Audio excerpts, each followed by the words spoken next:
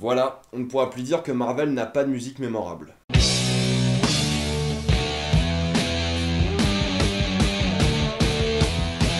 Black Panther.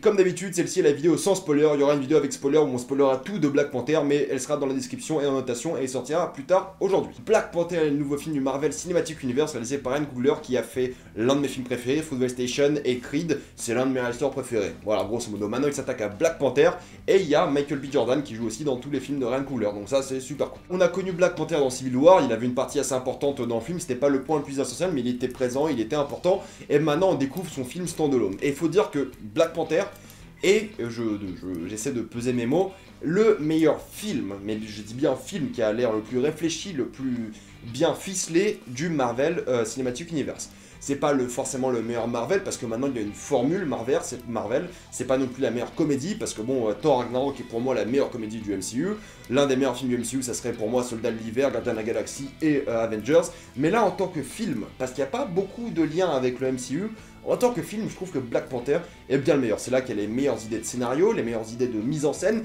les meilleures idées de personnages, le meilleur méchant du Marvel Cinematic Universe. J'avais beaucoup aimé le vautour dans Spider-Man, mais à côté, franchement, il fait pas face. Hein. Celui-là est vraiment très bon et il est interprété par Michael B. Jordan, qui fait un super taf là-dedans, mais on parlera plus dans la version avec spoiler parce que je peux pas trop vous en parler. Les bandes annonces disaient rien sur lui. L'histoire de Black Panther, c'est que le personnage d'Andy Serkis, qui était là dans Avengers 2, avait capturé Vibranium de Wakanda il y a longtemps, et le père de T'Challa, donc Black Panther, ne l'avait jamais capturé.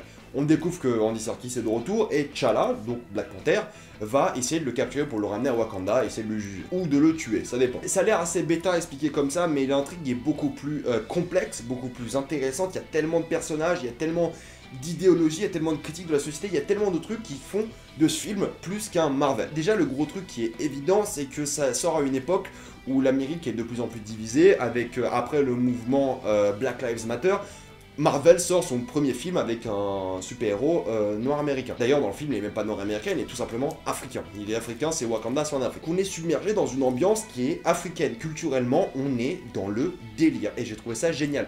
Musicalement, ça fait africain. J'y connais rien, donc c'est pour ça que je dis ça fait africain, parce que j'y connais rien en culture africaine. Je trouve ça passionnant, mais j'y connais rien, je peux pas la juger. Mais ça fait africain, ça fait un peu tribal, donc ça c'est super. Les visuels, ça fait très africain. La manière dont ils jouent avec leur accent, mais ils ont un accent africain qui est génial. J'adore l'accent africain, je trouve ça super cool. Et ils jouent vraiment bien cet accent. Et le gars qui est Michael B. Jordan, qui n'est pas africain dans le film, a un accent américain, c'est normal. Mais ils ont tous un accent africain et c'est très bien comme ça. Et ce que je trouve génial, c'est que du peu que je connais de la culture africaine, c'est dans le film. Et j'ai pas l'impression que c'est là d'une manière cliché, c'est là d'une manière respectueuse. Après, c'est mon impression de gars blanc qui connaît rien, quoi. J'ai entendu personne se plaindre pour l'instant que la culture africaine est mal représentée dans le film. C'est pas non plus le but de parler d'une culture africaine existante, mais de s'inspirer de la culture africaine pour parler du Wakanda. Et j'étais dans le délire tout de suite. Les tam-tams, moi je kiffe. Et je kiffe voyager culturellement dans un film, et je m'attendais pas à voir ça dans un Marvel, je m'attendais pas à être dans un délire culturel. Dans Doctor Strange, je me suis dit peut-être on va voyager au Tibet, peut-être voir un peu la culture Tibet, enfin c'est pas le Tibet parce qu'ils ont pas le droit de dire ça, mais voilà, en Chine, pour un peu voir ce qui se passe là-bas. Il y avait rien de culturellement intéressant dans Doctor Strange, c'est normal, mais là, culturellement, dans Black Panther, il y a de quoi faire, c'est différent, ça fait un peu choc culturel et je trouve ça génial. J'ai été dépaysé, j'étais en dehors de ma zone de confort pour un film Marvel et j'ai adoré y être parce que c'est un film qui prend son temps, qui a cette musique tribale, qui a cette mise en scène, qui met bien en valeur le monde entier, cette photographie qui est juste sublime à Wakanda. On voit que c'est une ville qui est moderne en même temps mais qui a gardé des racines très profondes dans leur culture, dans leur tradition, et c'est, enfin, juste pour le trip, pour cette culture africaine du film, c'est génial, et ça ils ont tout compris. Et le film commence avec une sorte d'intro, vous savez, en animation qui raconte un peu l'histoire du Wakanda et tout, et j'adore ce style d'animation. Enfin bref, tout ce qui est visuel, tout ce qui est esthétique, tout ce qui est représentation de la culture africaine, pour moi, de ce que j'y connais, a l'air extrêmement réussi. En tout cas, moi, j'étais dans le délire, j'étais avec eux, et j'ai envie d'apprendre plus de trucs sur l'Afrique, et j'ai envie d'y voyager, tout simplement. Et si un film me donne envie d'aller en Afrique, alors que j'ai pas envie parce que je vais me faire tuer par des moustiques, je trouve que c'est une réussite. Donc Black Panther, du point de vue culturel, du point de vue que ça me donne envie de voyager, d'en apprendre plus sur la culture, même si celle-ci est fictive, d'en apprendre plus sur les anciennes cultures africaines, j'ai envie, enfin ancienne, même celle actuelle, ce serait hyper intéressant d'en apprendre, donc j'ai envie d'en apprendre, je vais peut-être le faire. J'ai passé ma soirée sur Wikipédia pour regarder les tribus d'Afrique, quoi, c'est insupportable. Même si le contexte est bien, vos décors sont bien, votre culture est bien, si le film est à chier, l'histoire est à chier, bah c'est à chier. Et pas du tout, en fait pas du tout, parce que le film parle de tellement de trucs intéressants, ça parle de diplomatie, ça parle d'intégration de culture dans un monde multipolaire, ça parle d'unilatéralisme. Enfin, c'est en même temps une critique de ce qu'étaient les États-Unis à une époque et ce qu'ils sont devenus maintenant, et ce qu'ils pourraient être, et enfin, il y a plein de trucs différents. C'est une critique de ce qu'on pourrait faire en tant que pays pour d'autres pays. Il y a tellement de trucs, c'est pas non plus exploité de fou, mais c'est assez pour me donner des idées de lecture. C'est assez pour me faire réfléchir, et j'ai trouvé ça juste inattendu dans un Marvel. C'est sûrement le Marvel le plus politiquement investi, c'est celui qui essaie de plus de parler de choses. Au début, il parle vraiment de la culture noire en disant, bon, les oppressés, mais vous savez qu'ils veulent parler des noirs, ils disent nous les oppressés, nous ça. Puis à la fin, ça finit, ouais, nous les noirs, nous qui sautons des bateaux, nous avec l'esclavage et tout ça. Et tu dis, ah ouais, je m'y attendais pas, et c'est ça qui est fort. Ça parle d'Irak, ça parle d'Afghanistan, très peu, mais c'est assez pour dire que notre monde est maintenant plus que bipolaire. Avant, c'était l'URSS et là aussi. Enfin, vous voyez dans le délire dans lequel je vais, juste avec quelques phrases dans le film, mais ça m'a fait réfléchir à un monde qui existe réellement dans le film, et je trouve que ce film-là m'a fait oublier le MCU, m'a fait oublier qu'il y avait des super-héros dans ce monde, et m'a fait penser à notre monde actuel, où on fait des guerres, on enlève des dictates, où on fait des guerres pour des ressources, où des pays ont trop de ressources, et du coup, ils sont refermés sur eux-mêmes. Enfin, il y a tellement de grilles de lecture pour ce film, et ça aborde tellement de thèmes, non pas en profondeur, mais c'est assez pour que je m'y investisse et que j'y pense. Et c'est assez pour que je passe 5 minutes à en parler. Et ce méchant représente vraiment un aspect de la culture plus radicalisé, qui a des arguments qui sont viables, qui se dit que faut donner, faut aider les oppressés, mais en même temps qu'il y a les mauvaises méthodes. Et c'est ça que le film fait bien, c'est que tu dis, ce méchant-là, il a une bonne idée. Il a une bonne idée d'aider les oppressés par un système qui les détruit, mais en même temps, ses méthodes sont pas bonnes. Et c'est ça qui fait de lui un méchant complexe. Il y a toute une autre histoire avec l'histoire du Wakanda et tout, mais je vais pas la spoiler ici. Et de l'autre côté, on a un personnage qui devient roi, donc qui essaie d'être politiquement respecter ses traditions, donc essaie d'être conservateur en même temps, et ouvert sur le monde actuel, parce que c'est un monde qui est multipolaire, et il faut, quand vous êtes un pays comme le Wakanda, essayer d'y participer. Et c'est s'il y a des thématiques très importantes là-dedans. Et c'est représenté surtout par le love interest de T'Challa, qui est interprété par Lupita Nyong'o, qui est juste magnifique. C'est pas mon style d'habitude, mais elle est juste magnifique. Mais après, vous vous dites pourquoi j'irais voir un film pour être politiquement investi. Non, j'y vais pour le truc de super-héros. Alors, tout le délire de super-héros, je vais dire un truc. C'est méga cool. Par les traditions du truc, il y a des combats tribaux, il y a des combats avec des tam-tams, enfin c'est incroyablement raciste dit comme ça, mais t'es tellement dans l'ambiance qu'on dirait vraiment un combat de tribu avec des musiques africaines et tout, c'est ouf.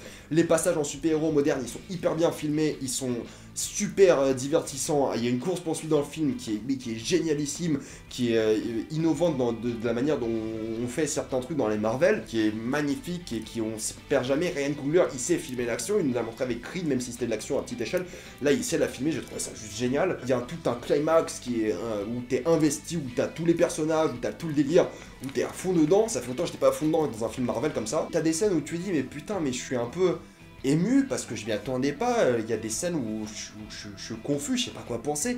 Enfin, c'est le Marvel le plus complexe et j'ai du mal à appeler ça un Marvel tellement ça sort du lot quoi. Tellement j'étais investi avec les personnages, avec l'intrigue politique, avec l'intrigue de super-héros. Et je vais pas en se parler trop maintenant parce qu'il y a trop de choses à dire, mais putain, vous êtes à fond dedans. Il y a le personnage de la sœur de T'Challa qui joue une sorte de comédie relief, mais elle le joue tellement bien, elle est tellement, je sais pas, elle a l'air tellement naturelle, elle est tellement attachante dans son rôle, t'as envie de la kiffer de ouf, mais dès qu'elle arrive, et la relation entre elle et T'Challa, mais il y a une alchimie qui est tellement naturelle, enfin tu les kiffes quoi, pareil avec T'Challa et sa mère, T'Challa il est le chef d'une autre tribu, enfin, je sais pas, c'est tellement organique, tellement naturel que tu ne peux que kiffer les relations dans ce film, tu ne peux que les apprécier, et tu peux que juste être en extase devant le délire, quoi. C'est aussi simple que ça, tu kiffes à mort. C'est pas un film parfait non plus, il y a quelques scènes où tu te dis, ah ouais, ça aurait pu être coupé, j'ai compris, ça c'est un peu long, ok, abrégé, faites ça différemment. Il y a quelques scènes au milieu, après un événement marquant, où le rythme bouge, mais c'est tout à fait normal que le rythme casse à ce moment-là, vu ce qui se passe dans le film.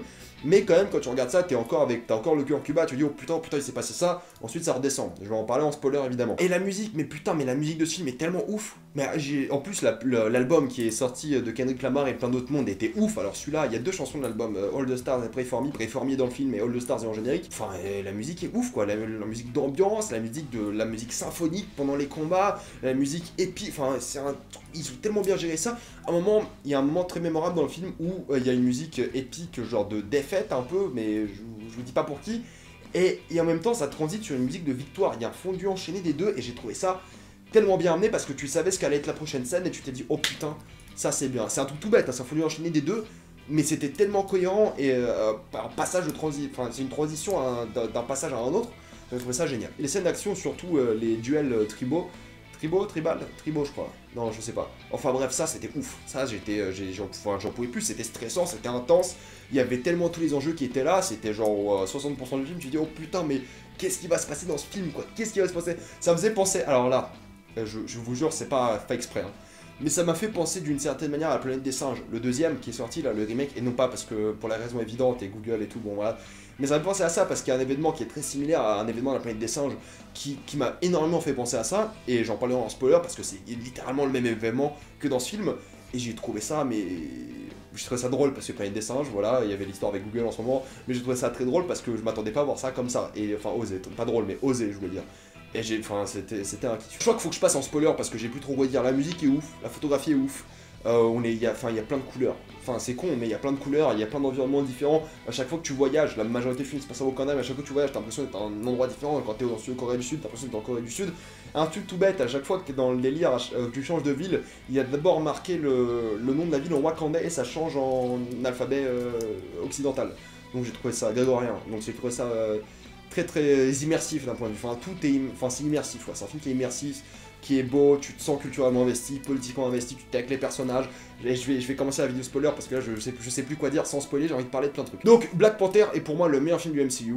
Je le kiffe à mort, plus j'y pense, plus je l'adore. Il y a ce moment où je me suis dit c'est un peu plus long, mais ça m'a pas dérangé, j'ai trouvé tout le personnage bien exploité, l'alchimie entre eux, le méchant, enfin tout était là où il faut. C'est con parce que je disais récemment que Thor Ragnarok était mon Marvel le préféré parce que c'était le plus fun et ils avaient assumé, mais là c'est pas une comédie, mais pas du tout, il y a des moments drôles, mais rarement dans le film, et j'étais étonné à quel point j'étais investi dans une histoire dramatique, et maintenant que je me dis qu'ils savent faire une histoire dramatique, faut que ce soit Avengers Infinity War comme ça, bien dramatique, et quelques petits moments d'humour, mais qu'on retourne pas dans le Thor Ragnarok. Bon, il faut aussi de ça, mais qu'on retourne pas dans le semi-Thor, semi-Black Panther. Il y a un juste milieu qu'il faut peut-être trouver, mais ou vous faites du Black Panther ou du Thor Ragnarok, le juste milieu va peut-être être pas terrible. Surtout maintenant qu'on a ces deux échelles de référence, avec maintenant Black Panther le plus dramatique et Thor Ragnarok le plus comique. Bref, j'ai kiffé de ouf Black Panther, je vous conseille fortement d'aller voir Black Panther, peu importe si vous avez jamais vu film du MCU, peu importe si vous avez jamais vu de film dans votre vie tout court, c'est un super film, un super divertissement, j'adore le réalisateur, il a fait un super taf, et moi je suis un peu d'un côté super hype pour Infinity War, et l'autre côté je me dis mais putain mais donnez-moi Black Panther 2 quoi.